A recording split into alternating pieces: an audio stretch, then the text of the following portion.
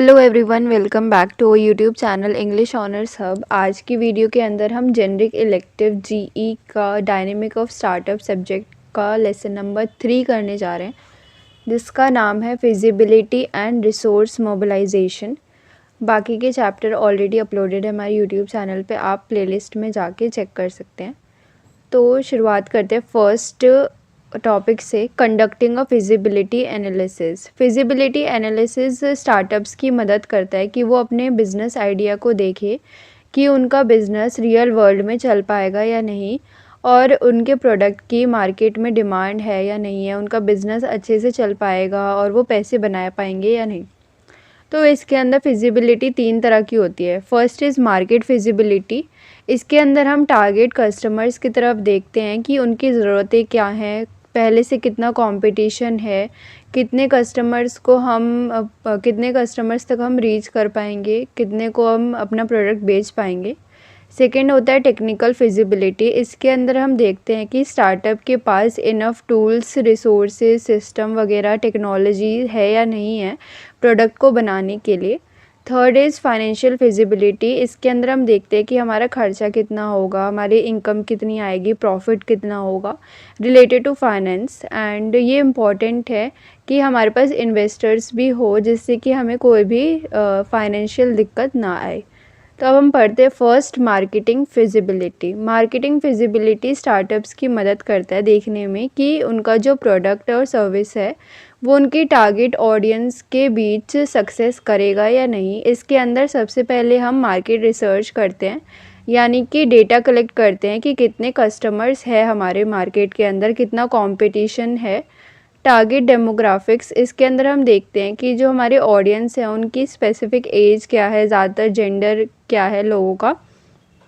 इससे हमारी मदद होती है कि हम समझ पाए कि कैसा हमें प्रोडक्ट बनाना चाहिए। Third is market positioning. इसके अंदर हम देखते हैं कि जो स्टार्टअप है वो बाकी कॉम्पिटिटर्स के बीच में हमारा स्टैंड आउट कर पाएगा या नहीं कर पाएगा। फोर्थ है डिमांड एस्टिमेशन। मतलब हम प्रिडिक्ट करते हैं कि कितनी डिमांड हमारी बढ़ सकती है, कितनी डिमांड आएगी हमारे प्रोडक्ट की, उस हिसाब से हम अपना प्रोडक्ट बनाएं। फिफ्थ है मार्केटिंग स्ट्रैटेजी। तो एक हम प्लान बना लें कि कैसे हमें अब इसका प्रमोशन वगैरह करना है। नेक्स्ट टॉपिक है टेक्निकल फिजिबिलिटी। इसके अंदर हम टेक्नोलॉजी रिलेटेड देखते हैं, चेक करते हैं कि हमारे पास enough technology, skills and resources है या नहीं है अपने प्रोडक्ट को बनाने के लिए, अपनी सर्विसेज को बनाने के लिए। फर्स्ट है टेक्नोलॉजिकल नीड्स। इसके अंदर हम देखते हैं कि हमारे पास टेक्नोलॉजी अवेलेबल एंड अफोर्डेबल है या नहीं है, जिससे कि अगर आगे आने वाले टाइम पे डिमांड बढ़ती है तो हम उस डिमांड को पूरा कर पाएँ। ऑपरेशनल सेटअप, यानी हम डेली देखें कि मैन्युफैक्चरिंग लेबर रिक्वायरमेंट्स हमारी पूरी है या नहीं है। सप्लाई चेन, मतलब जहाँ से हम अपना माल मंगवाएंगे, मटेरियल मंगवाएंगे, उसकी कॉस्ट कम होनी चाहिए और टाइम पे डिलीवर होना चाहिए, वो हमें चेक करना है। रिसोर्स चेक, यानी हमारे पास skill workers, facility, IT infrastructure होना चाहिए। कंप्लायंस, यानी कि हमें इंडस्ट्री के लीगल स्टैंडर्ड्स को मेंटेन करके रखना चाहिए सेफ्टी के लिए। Outcomes of technical feasibility help startup इन की वेज। तो अगर हम टेक्निकल फिजिबिलिटी देखेंगे, इसका ध्यान रखेंगे, तो हमारी ये फ़ायदे हैं। फर्स्ट है रिस्क रिडक्शन, यानी रिस्क कम हो जाएगा।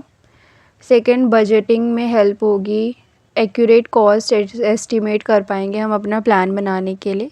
थर्ड है स्ट्रैटेजिक डिसीज़न। हम डिसाइड कर पाएंगे कि हमें पार्टनरशिप की ज़रूरत है या नहीं है। मतलब हमने जैसे पिछले चैप्टर में भी पढ़ा था कि एक बंदा पार्टनरशिप तभी करता है जब कोई स्किल उसके पास नहीं होती बट उसे वो चाहिए होती है, सामने वाले के पास वो स्किल है, तो वो उसके साथ पार्टनरशिप कर लेता है, जिससे कि उसे उसकी स्किल्स भी मिल जाए और कस्टमर बेस भी मिल जाए। तो इससे हमें पता चल जाता है कि हमें पार्टनरशिप करनी चाहिए या नहीं करनी चाहिए। थर्ड है फाइनेंशियल फिजिबिलिटी। तो ये बहुत इम्पॉर्टेंट है किसी भी स्टार्टअप के लिए, देखने के लिए कि उनका बिजनेस आइडिया पैसा बना पाएगा या नहीं। तो इसके अंदर फर्स्ट आता है फंडिंग रिक्वायरमेंट्स। तो फिगर आउट करना है आपको कि कितने पैसे आपको लगेंगे बिज़नेस को चालू करने में, इंक्लूडिंग ऑफिस सेटअप करने में, मार्केटिंग, प्रोडक्शन, स्टाफ हायर करने में। इससे आपको मतलब ओवरऑल ऊपर ऊपर से आइडिया लग जाएगा कितना पैसा आपको चाहिए। सेकेंड है रेवेन्यू मॉडल्स, तो आपको समझना है कि कैसे बिज़नेस आपका चलेगा, कितना पैसा आप बना पाओगे, कितना सेल कर पाओगे, कितना एडवर्टाइजमेंट में जाएगा।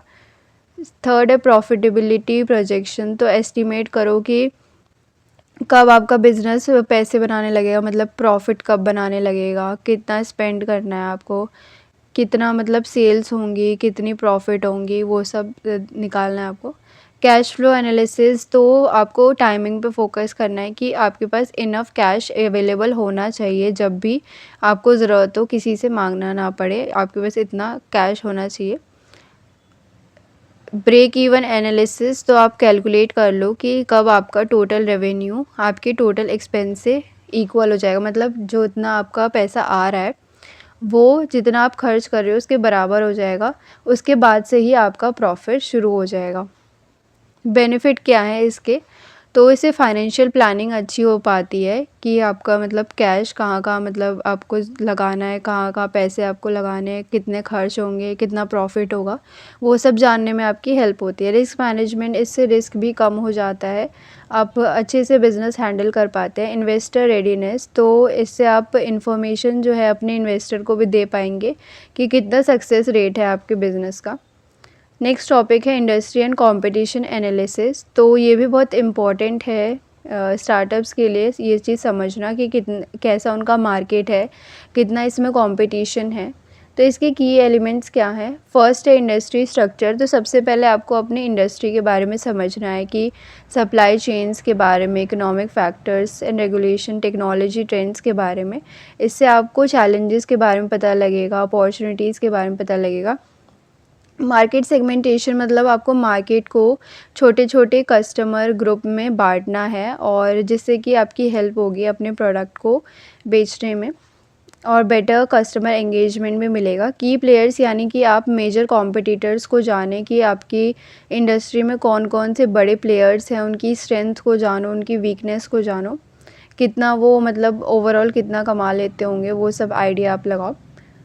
Benefit of conducting industry and competition analysis, ये एनालिसिस करके आपको ये आइडिया लग जाएगा कि बाकी कॉम्पिटिटर्स की क्या स्ट्रैटेजीज़ हैं, उनकी स्ट्रेंथ वीकनेसेस से आपको आइडिया लग जाएगा कि आपको कैसे परफॉर्म करना है मार्केट के अंदर। रिस्क मैनेज हो जाएगा एंड आप एक अच्छा डिसीज़न ले पाएंगे। Implementing industry and competition analysis, तो इसको करने के लिए आपको रिसर्च करनी पड़ेगी अलग अलग सोर्सेज से, जैसे इंडस्ट्री रिपोर्ट पढ़नी पड़ेगी और कॉम्पिटिटर के फाइनेंशियल्स वगैरह देखने पड़ेंगे इन्फॉर्मेशन इकट्ठा करने के लिए। स्वॉट एनालिसिस, यानी कि आप उनकी स्ट्रेंथ, वीकनेसेस, अपॉर्चुनिटीज़ वगैरह को समझें। कॉन्टीन्यूस मॉनिटरिंग, आपने कोई भी अगर आपकी इंडस्ट्री में कोई भी बदलाव आता है तो आप उसको देखते रहे, उसको एनालाइज करते रहे, जिससे आपको पता लगेगा कि कब आपको कोई भी चेंज अडाप्ट करना है, कब आपको कैसे चलना है। नेक्स्ट टॉपिक है इंडस्ट्री स्ट्रक्चर, तो किसी भी स्टार्टअप के लिए इंडस्ट्री स्ट्रक्चर समझना बहुत ही ज़रूरी हो जाता है स्मार्ट डिसीज़न लेने के लिए। जैसे कि इसके की एलिमेंट्स है। फर्स्ट, सप्लाई चेन डायनेमिक्स, तो इसके अंदर आता है कि आप की प्लेयर्स को समझें कि प्रोडक्शन से लेके डिलीवरी तक कौन कौन की प्लेयर्स है, कहाँ से लोग ज़्यादातर जो है वो ख़रीदते हैं, मतलब मटेरियल अपना ख़रीदते हैं, और उन लोगों से आप बातचीत रखें, जो भी कम कम में माल दे रहा है आपको, आप उससे कांटेक्ट बना के रखें, जिससे कि मतलब टाइम पे आपको मिले सब चीज़ और कम दाम में भी हो जाए सब। बैरियर्स टू एंट्री, तो कुछ चैलेंजेस आ जाते हैं नए बिज़नेस को चालू करते टाइम, मार्केट में अंदर आते टाइम, एंटर करते टाइम, जैसे कि high cost, technology needs, strong competition. तो अगर आपको इन बैरियर्स के बारे में पहले से पता है तो स्टार्टअप्स जो है वो सतर्क हो जाते हैं किसी भी रिस्क से। रेगुलेटरी इन्वायरमेंट, तो डिफरेंट इंडस्ट्री के अलग अलग रूल्स एंड रेगुलेशन होते हैं, तो इनको भी समझना बहुत इंपॉर्टेंट है, जिससे आपको कोई फ़ाइन वगैरह ना लगे, कोई इलीगल आप काम ना कर दें। मार्केट कंसंट्रेशन, तो इसके अंदर आप देखें कि कितने कॉम्पिटिटर्स हैं आपके मार्केट में, कितना ज़्यादा किसके कंट्रोल में कितना मार्केट है, और अगर एक मार्केट में बिग प्लेयर्स ज़्यादा हैं तो किसी भी नए स्टार्टअप के लिए टफ़ हो जाता है मार्केट में एंटर करना। बट अगर बहुत ही स्मॉल कॉम्पिटिटर्स है तो स्टार्टअप्स को अपॉर्चुनिटी मिल जाती है कि वो एंटर करे मार्केट में और अच्छा पैसा बनाए शुरुआत से ही। मार्केट सेगमेंटेशन, तो मार्केट सेगमेंटेशन का मतलब होता है मार्केट को छोटे छोटे हिस्सों में डिवाइड करना, मतलब ब्रेक डाउन करना डिपेंडिंग ऑन अलग अलग कैटेगरीज। तो मार्केट सेगमेंटेशन आप 4 तरीके से कर सकते हैं। फर्स्ट इज़ डेमोग्राफिक सेगमेंटेशन, यानी मार्केट को बेस्ड ऑन कैरेक्टरिस्टिक जैसे एज, जेंडर, इनकम, एजुकेशन, इन सब बेसिस पे मार्केट को डिवाइड करना। जैसे कि कोई अगर फिटनेस रिलेटेड स्टार्टअप है तो वो 18 से लेके 35 साल के एज को टारगेट करेगा। जोग्राफिक सेगमेंटेशन मतलब कि मार्केट को बेस्ड ऑन लोकेशन डिवाइड करना, जैसे कंट्री, रीजन और सिटीज़। फॉर एग्जांपल कोई आइसक्रीम का स्टार्टअप है तो वो उस जगह पे जाएगा जहाँ पे मतलब गर्मी वगैरह ज़्यादा पड़ती है, तो वहाँ पे उसका स्टार्टअप चलेगा। साइकोग्राफिक सेगमेंटेशन, ये इसमें मार्केट को हम डिवाइड करते हैं based on lifestyle, value, interest के बेसिस पे। फॉर एग्जांपल कोई स्टार्टअप इको फ्रेंडली प्रोडक्ट बेच रहा है तो वो टारगेट करेगा एनवायरनमेंट कॉन्शियस कस्टमर्स को। बिहेवियरल सेगमेंटेशन, इसके अंदर हम मार्केट को डिवाइड करते हैं बेस्ड ऑन कस्टमर का एटीट्यूड क्या है, कस्टमर की लॉयल्टी, नॉलेज एंड कैसे कस्टमर यूज़ कर रहा है प्रोडक्ट को, कौन से प्रोडक्ट को ज़्यादा यूज़ कर रहा है, उस हिसाब से। Importance of market segmentation for startup, तो इसकी इम्पॉर्टेंस क्या है, इससे हम बेटर कस्टमर को समझ पाएंगे कि कस्टमर की नीड क्या है, कस्टमर को चाहिए क्या। इससे हम अपने प्रोडक्ट को अच्छे से डिज़ाइन कर पाएंगे।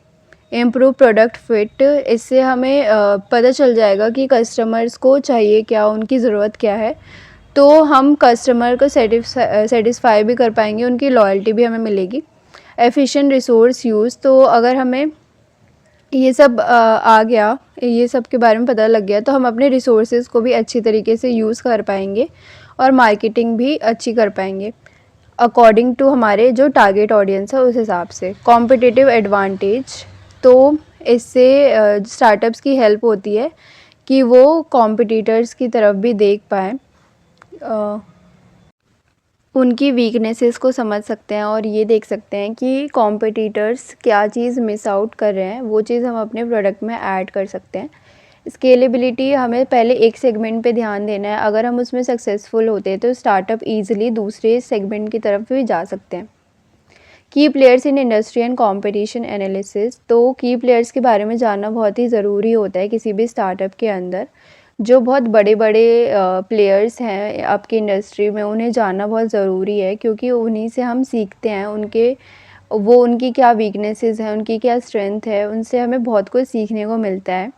इनोवेटर्स, तो ये कंपनीज़ होती है जो कि मार्केट में कोई नई टेक्नोलॉजी लेके आते हैं, नए बिज़नेस मॉडल लेके आते हैं, और इनसे हमें स्टार्टअप्स को सीखना चाहिए कि कैसे हम इनोवेशन ला सकते हैं अपने प्रोडक्ट के अंदर, जिससे कि हमारा जो प्रोडक्ट है वो बाकी जो कॉम्पिटिटर्स हैं उनके बीच स्टैंड आउट कर सके। नीश प्लेयर्स, तो ये कंपनीज फोकस करती है स्पेसिफिक मार्केट सेगमेंट पे अपनी प्रोडक्ट एंड सर्विसेज को बेचने के लिए, तो इन्हें भी समझना बहुत ज़रूरी है जिससे कि हम सक्सेस कर सकें नीश मार्केट में। एमर्जिंग कॉम्पिटिटर्स, तो जो नए कॉम्पिटिटर्स आए हैं, मतलब जो नए स्टार्टअप आए हैं और बहुत जल्दी जल्दी वो ग्रो कर रहे हैं, तो उनसे भी हमें सीखना चाहिए कि ऐसा वो क्या कर रहे हैं कि वो इतनी जल्दी ग्रो कर पा रहे हैं। सो वो चीज़ हम भी कर सकते हैं अपने बिजनेस में, सो दैट कि हम भी जल्दी ग्रो कर पाएँ।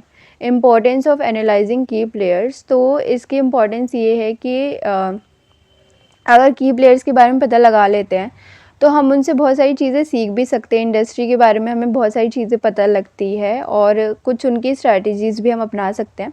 बेंचमार्किंग, तो एनालाइज करने से क्या होता है कि स्टार्टअप्स जो हैं उनके प्रोडक्ट को अपने प्रोडक्ट से कंपेयर कर सकते हैं, एंड कंपेयर करने के बाद उन्हें पता लगता है कि हमारे प्रोडक्ट में क्या कमी है, क्या मतलब इम्प्रूवमेंट की हमें ज़रूरत है, सो वो कर सकते हैं।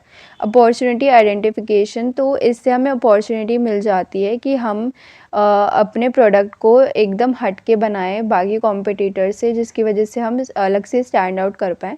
थ्रेट असेसमेंट, तो की प्लेयर्स के बारे में जान के हम जो स्टार्टअप्स है वो चैलेंजेस उन्हें पहले से ही पता लग जाता है कि ये चैलेंज हमारे बिज़नेस में आ सकते हैं, तो पहले से ही चैलेंज पता रहता है तो हमें उसके सोल्यूशन भी हम ढूंढ लेते हैं। पार्टनरशिप अपॉर्चुनिटीज़, तो की प्लेयर्स को समझने से हम कुछ पार्टनर्स को भी ढूंढ सकते हैं जो कि हमारी स्टार्टअप को ग्रो करने में हेल्प कर सकते हैं। सो यहीं तक था हमारा पार्ट नंबर 1। अभी और भी चैप्टर बचा है जिसके अंदर रिसोर्स मोबिलाइजेशन वगैरह बहुत कुछ पढ़ेंगे आगे। सो वो नेक्स्ट पार्ट में हम कवर करेंगे। आज की वीडियो में इतना ही, मिलते हैं नेक्स्ट वीडियो के साथ। Thanks for watching.